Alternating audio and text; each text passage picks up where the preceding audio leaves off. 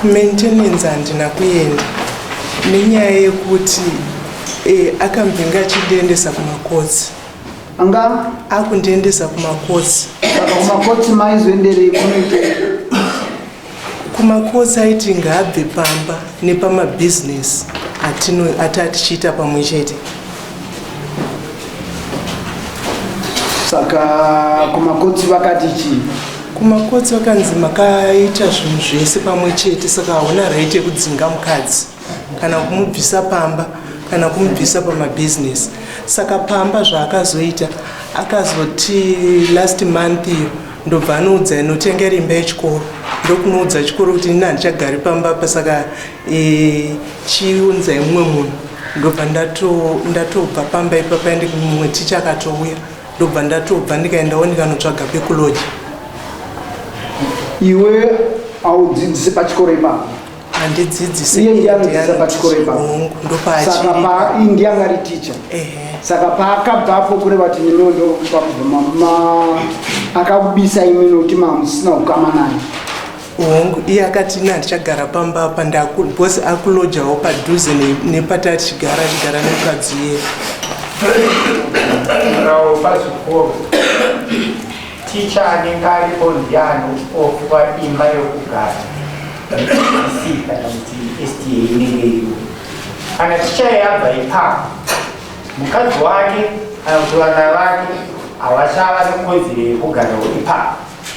Imba iyoyo kana kuri kunzi atransfer, mutemo unototi ngaitombogara for a month yakachengeta property yake kusvikira yazoitwa removed.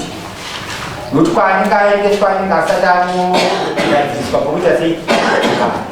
Saka uyu kusiwa kwakaitwa nomurume achiti handichakanaka akanga asisina kodzero zvachose yekuti achigara pachikoro ipapo.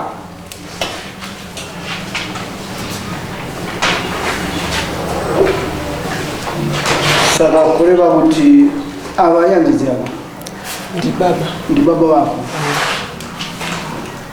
Chanane namusore kesi yakauya panapa kana ndichinyatsoyeuka chaizvo baba vari kutaura ndo nyaya taitiso ngimukwasha pangapada. Saka ngaabhadhara wauya noti taitira kuti baba vako vari kuuya vachitaura kuti kune mwana akarohwa kusina, kune murume iya kusina, muchititisa mabasa yasipo. Saka pamauya mazvipresenta ndo zvinoitwa inhuman kukoti. Ndiwe wega uri kutaura kuti uda wanga wakarohwa nemurume anonzani? Anonzani? Enias Chinengo. Saka uruda pfuma yako, pfuma iende kuna baba. Ndo 78.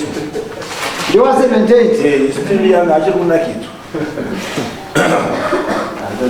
Saka mukupa here kodzero kuti baba ava vapiwe pfuma naEnias Chinengo.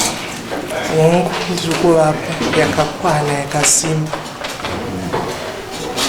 Izvozvo ndozvaita dare chete izvozvo wataura chete izvozvo ndozvaramba ndingotenderera pamba chete nokuti nditava kunzwa kuna iwewe chaiye kutaura kwawaita nhasi.